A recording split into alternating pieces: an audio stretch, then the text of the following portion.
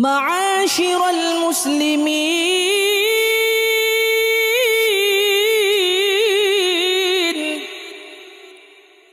وزمرة المؤمنين رحمكم الله، روي عن أبي هريرة رضي الله عنه أنه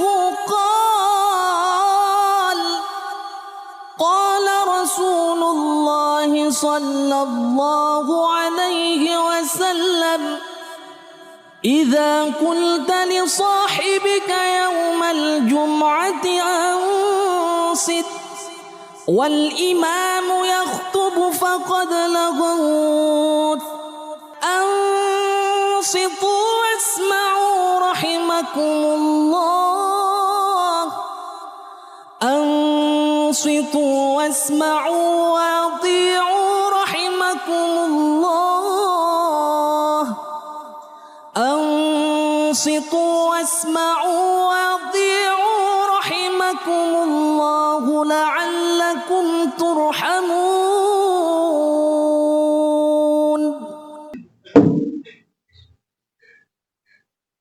الحمد لله الذي أنزل السكينة على الذاكرين الله والذاكرات وحفظهم عن الوقوع في الزلات وغشيهم بالرحمة والحسنات. أشهد أن لا إله إلا الله وحده لا شريك له المتصف بجميع الكمالات، وأشهد أن سيدنا محمدا عبده ورسوله سيد السادات. اللهم صل وسلم على سيدنا محمد الذي لم يفتر عن الذكر في جميع الحالات، وعلى آله وصحبه الذين يذكرون الله قياما وقعودا وعلى جنوبهم ويتفكرون في المخلوقات. أما بعد، فيا عباد الله اتقوا الله تعالى واذكروا الله كثيرا لعلكم تفلحون. Para rawuh jamaah Jumat ingkang minulya, monggo samiya netepi takwa dumateng Allah Subhanahu wa ta'ala. Tegesipun tansah andherek dumateng dawuh-dawuhipun lan nebihi dhateng sedaya awisan-awisanipun. Lan monggo samiya ngadah-adahaken dzikir dumateng Allah Subhanahu wa ta'ala wonten ing tingkah napa kemawon lan wonten ing pundi panggenan kemawon, wonten ing tingkah seneng utawi tingkah sisah, wonten ing tingkah jembar utawi tingkah rupek, lan nalika piyambak utawi ing tengah-tengah kumpulan jalaran dzikir dumateng Allah Subhanahu wa ta'ala punika agung sanget manfaatipun lan ganjaranipun.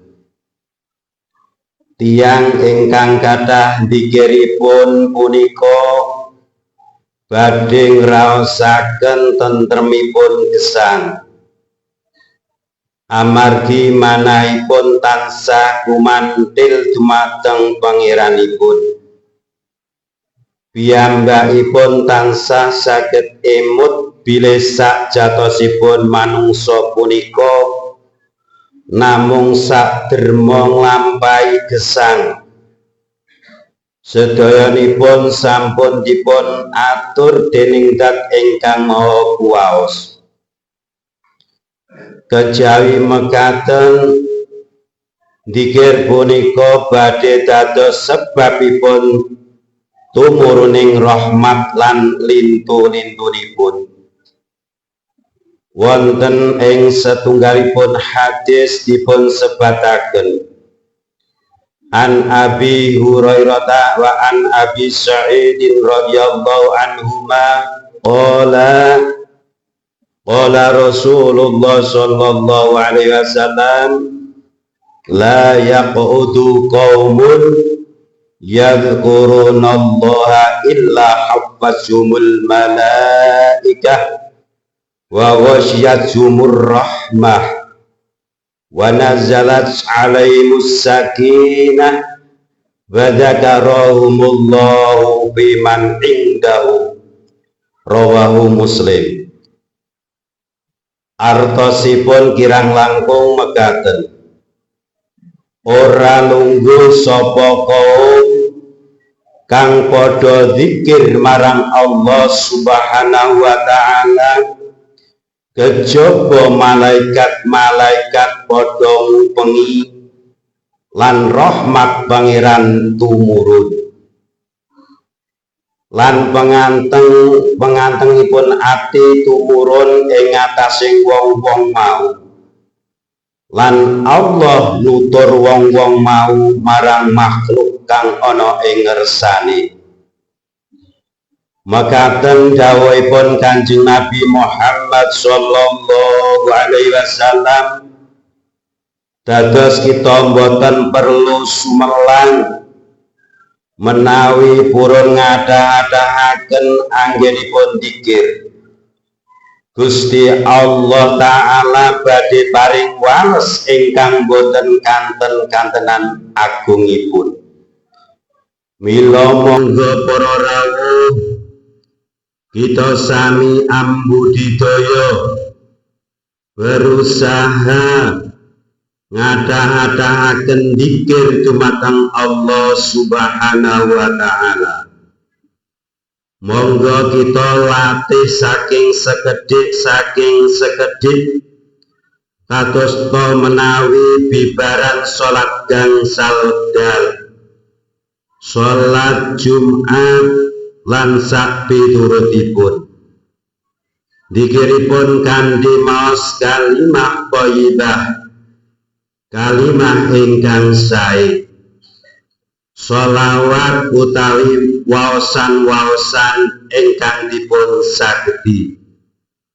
Pokokipun saged ajeg ngantos dados kebiasaan. Menawi saged makaten insya Allah manah kita kraos tentrem ayem.